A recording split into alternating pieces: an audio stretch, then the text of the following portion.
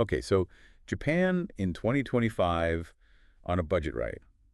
You've come to the right place. Absolutely. We've been digging deep into all the guides, travel data, you name it. We're talking budgeting tips, insider tricks, all that good stuff. We really want to show you that experiencing Japan without emptying your wallet, it is totally possible. And with the yen being what it is right now, Yep. I mean, your dollar, your euro, whatever it is, goes even further. Yeah, so we'll dive right in and bust that myth that Japan has to be a luxury-only destination. So one of the things that really jumps out from all the stuff we've been looking at is how much emphasis everyone puts on, being smart about when you go and how you actually spend your money each day. Yeah, for sure. I mean, like, if you're thinking about backpacking, for instance, Definitely. right? Hostels, convenience store meals, all that. Those konbini meals, as they call them. Exactly. You could be looking at under 115 bucks a day, maybe around 15,000 yen. Which really isn't bad at all when you think about it.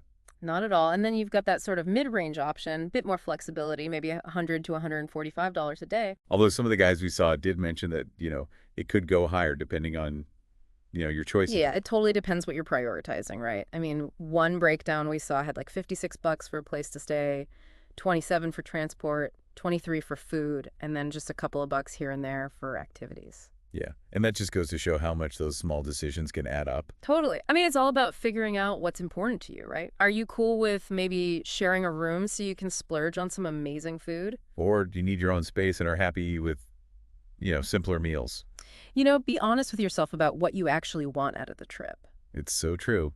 And of course, we got to talk about timing because when you go can make a huge difference to both your budget and like the crowds you'll encounter. Oh, yeah, no doubt about that. I mean, peak seasons like cherry blossom time, late March, April. Golden Week, late April, early May, autumn foliage, October, November.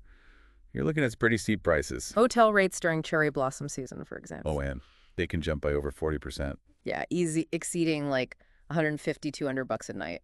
And Golden Week, from what we've read, basically avoid it if you're on a budget. Yeah, too many people, prices are crazy. It's just not worth the stress. Even autumn in like those popular spots like Kyoto. Oh, yeah, it can be just as bad as spring in terms of cost. It's simple economics, right? Yeah. Everyone wants to see those iconic things. Precisely, supply and demand goes through the roof. But the guides do highlight what they call the shoulder seasons. Late spring, early summer, and then early autumn.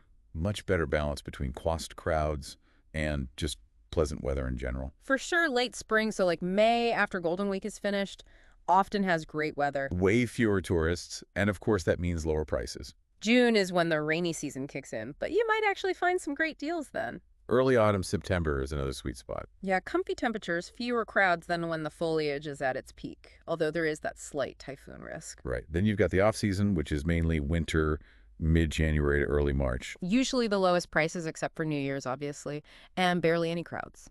Plus, you get those unique winter experiences like the snow festivals. Oh, yeah, an onsen in a snowy landscape, just magical. You just got to be prepared for the cold. True, but even the rainy season, June, mid-July, can be good for budget travelers. Especially if you're into indoor activities. Yeah, it tends to be less crowded and potentially cheaper, too. One thing I found really interesting is that the guide specifically mentioned that even with the yen being weaker right now, those peak domestic travel periods like Golden Week, they still drive prices up like crazy. Yeah, so just because the exchange rate is in your favor doesn't mean those peak times will be magically affordable. Right. So ultimately, it seems like those shoulder seasons really do offer the best value. Yeah, agreeable weather, manageable crowds, and easier on the wallet.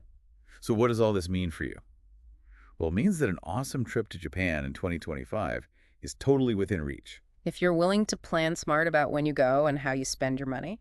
Now, before we wrap up, we want to leave you with a final thought to chew on. The cost of the National Japan Rail Pass, it's gone up quite a bit. It has. And at the same time, we're seeing more and more of these really cool regional passes popping up. So we're curious, what do you think about maybe focusing your trip on just one region of Japan in 2025? Could that be a way to have an even richer and more budget-friendly experience? Something to think about. Thanks for joining us on the deep dive. See